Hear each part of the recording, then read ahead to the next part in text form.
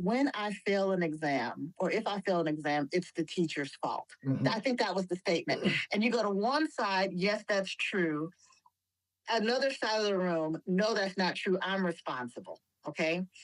And so the interesting thing was when the class split, it was about a 80% split, with 80% of the students saying, no, it's my responsibility. The 20% said, listen, I remember what you told us about it's on us to learn and this and that, but the faculty don't give us what we need, and the faculty don't do this, that, whatever, and I shouldn't have to do A, B, and C. And then the students on the 80% side started repeating so many things that came off of your worksheet.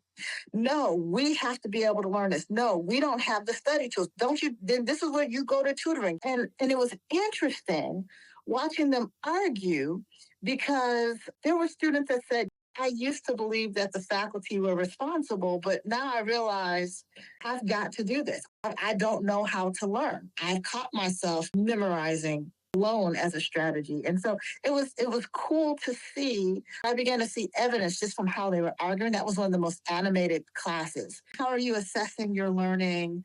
I can just wait till the last minute, right, to study, or I need to give myself time, and I made them argue it out. It was really engaging. So I'm seeing signs.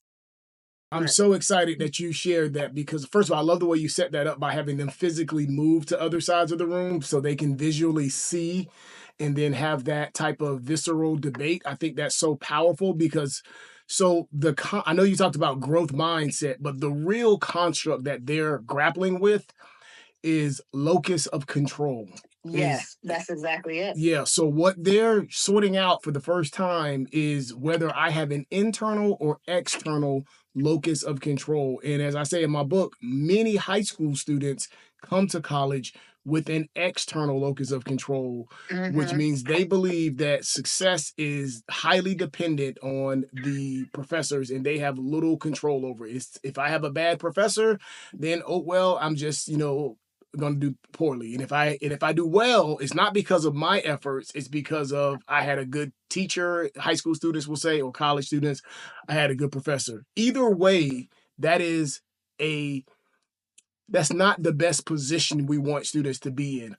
One of the signs of a healthy development of a first-year college student is they quickly and successfully begin to become independent learners who take responsibility for their learning. And the only way they can do that is they first have to recognize it, which you did a great job with, and then they have to develop a set of competencies that allow them to properly manage their learning. Yeah.